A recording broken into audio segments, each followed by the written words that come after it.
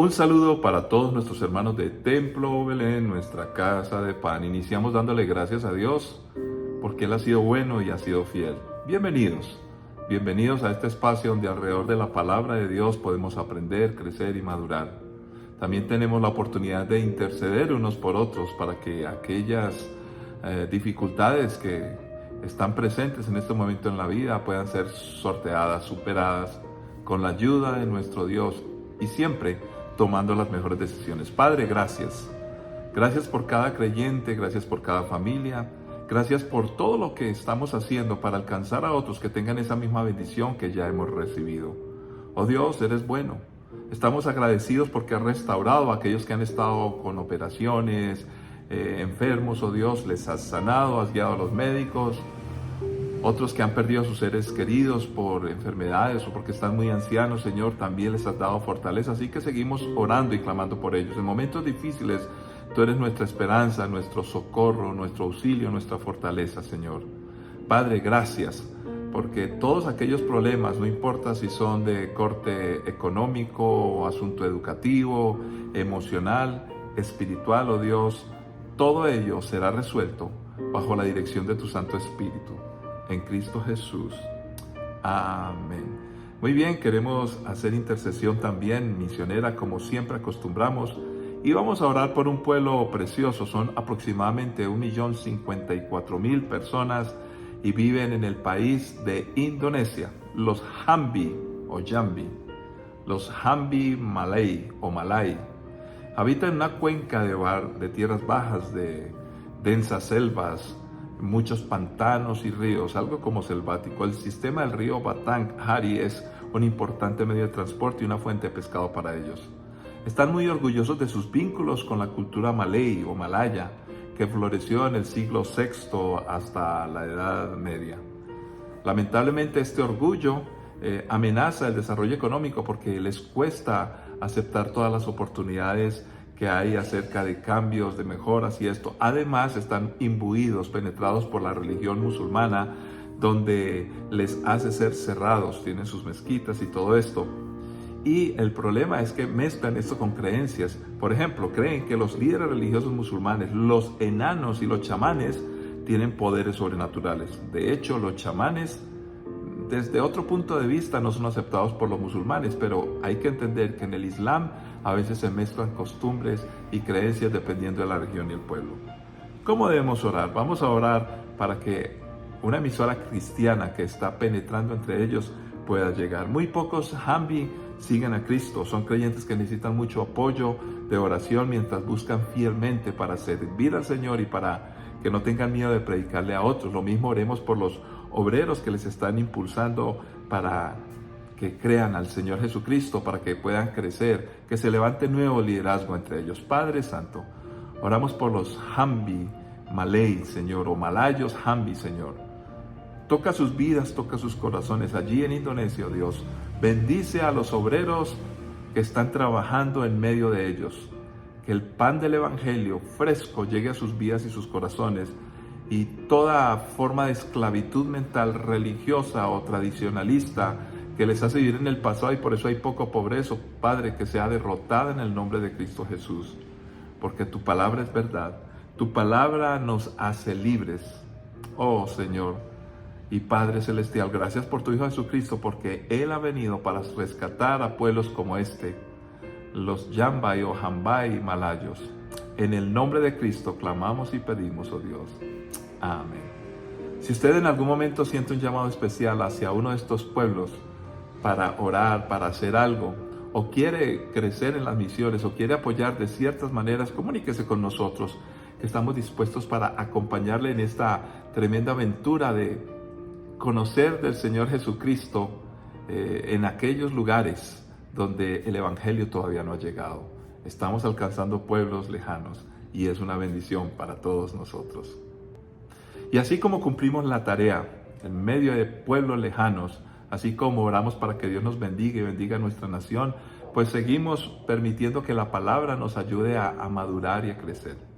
Y hoy queremos de manera sencilla tocar un tema, algo desafiante para las vidas la vida de cualquier ser humano. Hay una frase entre nosotros, los latinos, que es muy, muy usada. Vale más lo malo conocido que lo bueno por conocer. ¿Qué nos genera más seguridad? Aquellas cosas que no son muy buenas, pero que por lo menos ya nos acostumbramos, o emprender un camino para afrontar cosas nuevas que vienen adelante. Esa es una buena pregunta. La Biblia nos da respuesta. Invitamos a toda la iglesia a que comparta estas enseñanzas con sus amigos, porque estamos tratando que sean muy bíblicas, muy prácticas, que nos ayuden a nosotros como creyentes. La palabra la necesitamos todos, pero que pueda llegar también a aquellos que están en necesidad. Vamos a leer Éxodo 14, 5 al 14.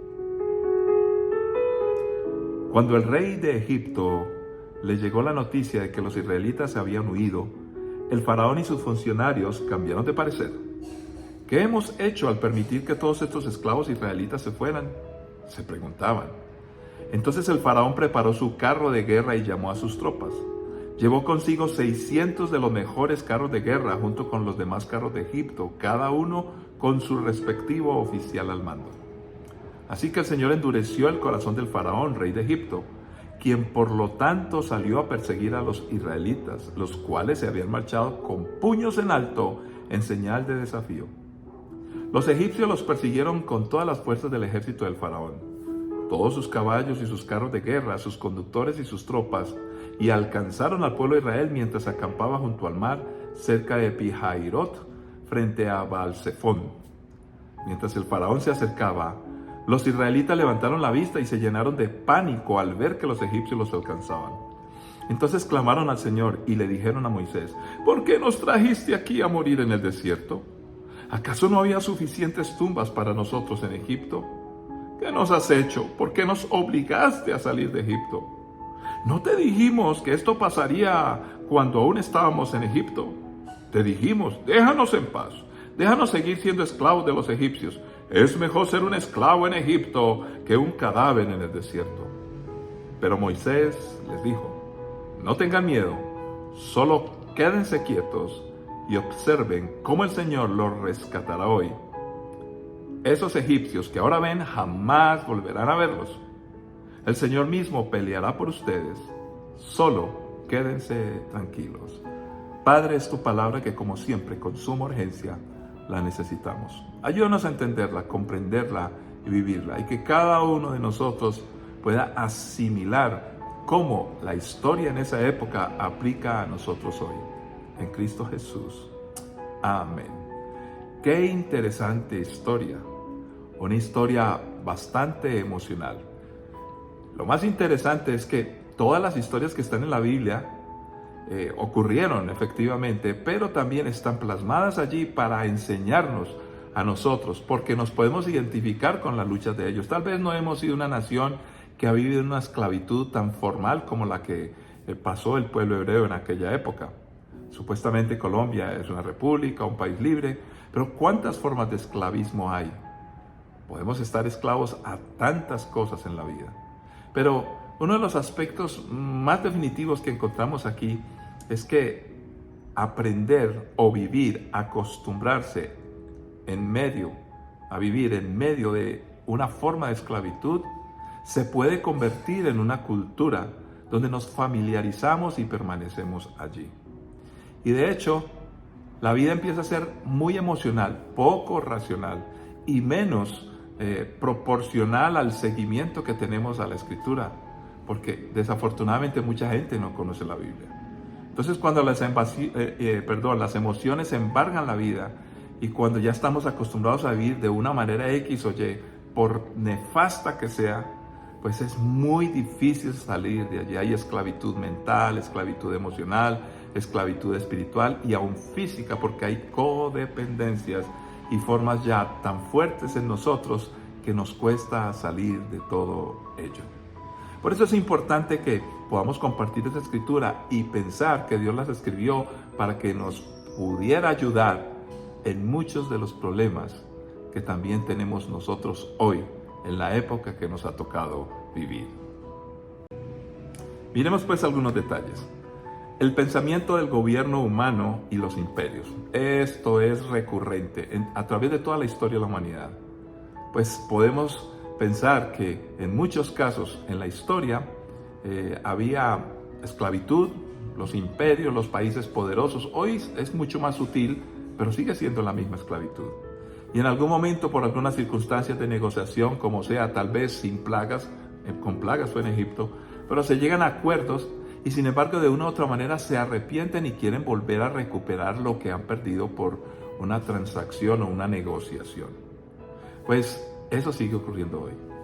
En el mundo estamos notando unas grandes potencias que después de guerras y esto, o después de algunos problemas económicos, sociales, ideológicos, donde tuvieron que soltar países, hoy los quieren recuperar. Quieren recuperar a aquellos que estaban bajo su poder. Esto ha sucedido siempre a través de la historia. Esa es la forma en que el sistema humano se quiere imponer. Y muchas veces van a encontrar unas excusas increíbles, pero siguen siendo excusas. Se van a inventar lo que sea para justificar el tener esclavizados a otros, tal como ocurrió en esta historia. Pero encontramos allí una victoria emocional. Dice la Escritura que ellos cuando salieron, levantaron su puño, hicieron una señal, vencimos, derrotamos. Y parece fuerte, como sucede hoy. Muchos dicen, sí, vamos, y levantamos las manos. Y no estoy diciendo que eso sea bueno o malo. Son manifestaciones de lo que sentimos momentáneamente. Pero ese pueblo que aparentemente estaba tan gozoso por una victoria, vamos a encontrar que inmediatamente vinieron las adversidades normales de dejar unas costumbres y emprender un camino nuevo. Ahora se levantan como algo tan difícil y tan complejo que se olvida todo aquello que apareciera ser una gran victoria. Victorias emocionales. Deberíamos de pensar en lograr victorias conscientes donde sabemos por qué y cómo, hacia dónde vamos y qué pretendemos. Y eso era efectivamente lo que Dios quería con este pueblo. Además, empezamos a notar que en su lenguaje empiezan a mirar. Cuando vieron hacia atrás, ahora vienen los egipcios tras nosotros. ¿Cuántas costumbres del pasado nos persiguen y quieren alcanzarnos? Como es de difícil renunciar a cosas que nos ataban, nos trajeron lastres, nos destruyeron, bueno, en fin. Recuerdo hace muchos años, una joven tenía una relación sentimental nefasta. Yo, como pastor, no puedo decirle a las personas si siguen o no una relación. Porque la persona que va a renunciar o va a continuar con todas las implicaciones es la persona que está involucrada en esa relación emocional, afectiva. Y yo recuerdo que le decía a esta persona, mira, con ese noviazgo, ¿qué tanto te bendice? ¿Qué tanto te ayuda? Dímelo tú, yo no te lo voy a decir. Y me dijo, no, es que, ¿sabe qué? Consume droga, tiene muchos problemas, no me trata bien. Y yo sé que no me conviene, pero es que no soy capaz de dejarlo porque lo amo mucho. Y yo, ¿qué es amor? Bueno, en fin, seguimos con unas preguntas. Hasta que le hice un ejercicio, digámoslo, algo interesante para que reflexionara. Y le dije, cierra los ojos. Y le dije, piensa profundamente con tus ojos cerrados. ¿Te sueñas una vida completa, casada, con una persona así? Y antes de que yo terminara la pregunta, abrió los ojos. Con este ejercicio le ayudó a entender que había unas ataduras emocionales, afectivas, pero que no eran verdadero amor. ¿Quién tenía que ser consciente? La persona. ¿Cómo logramos llevar a conciencia a una persona para que cuando tome las decisiones sean firmes y no solamente levantar el puño y decir gané, sino que realmente haya una victoria? No es fácil. Y en esta parte aparece otro fenómeno interesante, porque dice la historia que tuvieron miedo y lo manifiesta por lo menos en la versión que leímos que tuvieron pánico. El pánico se refiere al miedo o al terror que puede sentir una persona. Extremo y muy intenso. Todos tenemos miedos, pero extremo e intenso, algo no estaba funcionando bien. Y que a menudo se convierte el pánico en algo colectivo y contagioso. Ese es el problema. Le pasó al pueblo de Israel. Cuando un padre o una madre está involucrada en un temor que llega a ser pánico o un terror que no se puede controlar, se imparte a los hijos. Se levanta una familia temerosa con pánico colectivo donde ese miedo se va a manifestar de muchas formas y en las vidas de los que vienen detrás, porque se vuelve una cultura. ¿Cómo superar eso? Mucho más difícil que superar al ejército de Faraón que persigue. Cuando el pueblo de Israel estaba en esta situación, dice la historia bíblica que empezaron a clamar a Dios. Pero cuando leemos, notamos que ese clamor tiene unas características que no son como muy buenas, porque ellos empezaron a quejarse. Escúcheme bien, ya habían salido de la esclavitud, pero ahora se estaban quejando porque no eran capaces de vivir en libertad. ¡Qué increíble! ¿Cómo es posible que después de tantos años, generaciones y generaciones de maltrato, de una vida desastrosa, ahora se quejan? Recuerdan todo su pasado en esclavitud como algo que supuestamente era bueno. Se les había olvidado que la mano poderosa de Dios, cuando se manifestó en las plagas, tantos milagros que habían visto, y no eran capaces de recordarlos. ¿Por qué selectivamente tenemos la tendencia, como el pueblo de Israel, de recordar del pasado las cosas nefastas como algo que era parte de nosotros y que no quisiéramos dejar? Y sin embargo, aquellas cosas buenas que nos edifican, entonces esas sí no las recordamos. ¿Qué tal si nosotros del pasado, de nuestros errores, los recordamos para no repetirlos, pero jamás para seguir o permitir que ellos nos acompañen? ¿Y qué tal que si de esos errores aprendemos a que mejor vamos por otro lado y buscamos la ayuda de Dios, de tal manera que no seleccionemos el pasado para quedarnos con lo malo, sino más bien para rechazarlo y mirar hacia adelante? Clamar no es lo mismo que quejarse. ¿Por qué nosotros nos volvemos negativos en la estructura de vida? Una cosa es mirar los problemas como son, la realidad de la vida. Pero eso no quiere decir que no podemos pensar en salir adelante y marchar mejor. Ahora bien, no estoy hablando de un positivismo emocional. Estoy hablando de ser positivamente conscientes, basados en todo lo que Dios nos está ofreciendo. ¿Por qué la gente, por qué muchos de nosotros preferimos la esclavitud como si estar acostumbrados a ella nos diera seguridad? ¿Y por qué nos sentimos inseguros al enfrentar una libertad que apenas estamos teniendo? Desafortunadamente, en el tan polémico tema acerca de la violencia a la mujer, podemos entender, o bueno, entender no, porque no es fácil de comprender por qué se da esto, pero mujeres que son maltratadas, cuando su compañero, porque muchas veces ni hay un compromiso de matrimonio, o si son casadas, le molesta, le fastidia y le golpea por mucho tiempo, y luego en algún punto de su vida no lo hace más, algunos dicen, ¿qué está pasando? ¿Qué está sucediendo? Y empiezan a notar que el cambio de su marido, su compañero, que ya no les golpea, como que es sospechoso. Y muchas veces, mujeres u hombres o niños que están viviendo vidas muy difíciles, son incapaces de renunciar a ese tipo de relaciones, ese sistema de vida, porque ya es parte de ellos. Hablaba yo con unas personas de un país que vive un sistema de esclavitud donde los ciudadanos no pueden protestar, no pueden hablar, en fin, viven en completa esclavitud. Personas que están como dopadas, las masas están dopadas, alienadas, controladas, anuladas en su pensamiento. Miramos el término alienación, es una limitación o condicionamiento de la personalidad impuesto al individuo o a la colectividad por factores externos sociales, económicos o culturales. Y esto, para resumirlo, es sencillo. ¿Cuántas veces nosotros vivimos así porque ya nos acostumbramos? Y nuestra mente está tan compenetrada con esa esclavitud, tan familiarizada, que no la queremos dejar. En el nombre de Cristo Jesús aparece el Salvador para romper con todas aquellas cosas que amarran nuestro pensamiento. Podemos ser libres en el nombre de Cristo Jesús y renunciar a un pasado nefasto, y si recordamos algo es para no repetirlo, para madurar, para crecer y emprender en el nombre de Cristo Jesús, bajo su dirección, una vida nueva, abundante, feliz, de emprendimiento, de bendición a la familia y en libertad.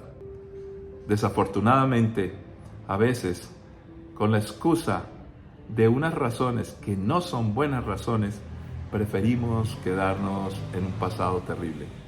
Recordemos parte de la lectura. El pueblo le dice a Moisés: ¿por qué nos trajiste aquí a morir en el desierto? ¿Acaso no había suficientes tumbas para nosotros en Egipto? ¿Qué nos has hecho? ¿Por qué nos obligaste a salir de Egipto? ¿No te dijimos que esto pasaría aún cuando estábamos en Egipto? Te dijimos: déjanos en paz, déjanos seguir siendo esclavos de los egipcios. Es mejor ser un esclavo en Egipto que un cadáver en el desierto. Las preguntas comunes: ¿por qué estoy en esta condición? ¿Por qué estoy aquí? Debería estar en otro lado. Ay, deberíamos seguir como estábamos, era mejor como era antes. Sin esperanza, pero tranquilos, porque el presente y el futuro nos desafían. Es más, buscamos culpables. Nunca metamos a nadie en nada si la persona no ha decidido tener un cambio por sí mismo, porque si no te va a culpar. Y el pueblo de Israel ya estaba culpando a Moisés, culpando a todo el mundo. Te lo dijimos, mira en qué nos metiste. Por eso yo le recomiendo a las personas: si quieres ayudar a un amigo, debes de convencerlo para que tenga conciencia personal, con buenos argumentos, y tome sus propias decisiones, porque si no te van a culpar. El pueblo de Israel culpó a Moisés, imagínense, a su libertador, de haberles dado la libertad. Y tenían un pesimismo incrustado en el alma. Ya sabíamos que esto iba a ser terrible. También le dicen: déjenos tranquilos, no me hable. Muchas veces tenemos esos términos en nuestros labios: no me hable, no me diga nada, no me sale, usted me está echando una maldición, no me diga cosas. Y terminamos con esto: prefiero lo peor, pero no me hable nada. Así me pase lo que me pase, déjeme que me pase, suélteme. Recuerdo la historia de un hombre que era muy borracho, tan borracho que a la salida del municipio de Bello, cuando era una gran autopista, a veces la esposa, que miraba en el edificio que se alcanzaba a ver a la distancia esta autopista, veía a un señor en plena autopista sentado, y los carros pitaban y pasaban raudos por los lados, y decía: ¿quién es ese bruto que está allá sentado en una plena autopista? Lo van a atropellar. Y cuando le dice: mira, es tu esposo. Este hombre se hizo cristiano y dejó la borrachera, dejó todo esto, pero ella estaba tan contrariada por la libertad de su esposo que decía: lo prefería cuando era un borracho que me maltrataba, y ahora que es un bobo, que es cristiano, que anda hablando de paz, de tranquilidad y de amor. A ese punto llegamos muchas veces, pero la respuesta bíblica, la palabra que Dios le da al pueblo de su parte, al pueblo de Israel, a través de Moisés, y que nos da a nosotros hoy, es clara y sencilla. Si estás pasando por problemas, angustias o necesidades, escucha esta lectura. No tengan miedo. Solo quédense quietos y observen cómo el Señor los rescatará hoy. Esos egipcios que ahora ven, jamás volverán a verlos. El Señor mismo peleará por ustedes. Solo quédense tranquilos. Aquí no está invitando el texto a no hacer nada. No, es a estar en una postura de tranquilidad, basados en la confianza que nos genera la palabra y nuestro Dios. Dios pelea por ti y pelea por mí. Si nosotros conocemos a Jesucristo, dice: conoceréis la verdad y la verdad os hará libres. Y si le creemos a Él y caminamos en lo que Él nos propone, puedes estar tranquilo. Dios te levantará, Dios solucionará, Dios evitará que todo ese pasado, todo ese lastre del pasado te destruya y te dañe. Pero debemos confiar, no tengamos miedo, emprendamos hacia adelante. Y esto no es un mensaje de positivismo, es un mensaje positivo basado en la fortaleza de Dios y en nuestro compromiso de creerle y dejar el pasado atrás. Padre, gracias por cada familia, por cada hermano, hermana, por cada amigo o amiga que están empezando a escucharnos, a vernos, oh Dios, que empecemos a reflexionar en la palabra. Señor, y tu palabra no es solamente un texto para leer y reflexionar y tomarlo como una moraleja o como una enseñanza simple. Señor, hay algo sobrenatural. Sí, aprendemos tu palabra.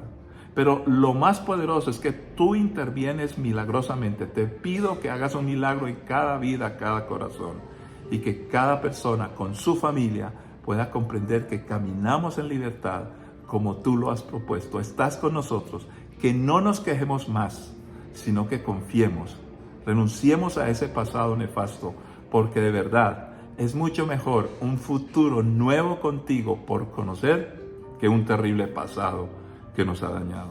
Nos levantamos y confiamos en Cristo Jesús para tu honra y gloria y para bendición de muchos. Amén. Que la paz y la gracia de nuestro Señor Jesucristo les acompañe. Nos encontraremos de nuevo en una próxima ocasión. Dios les bendiga.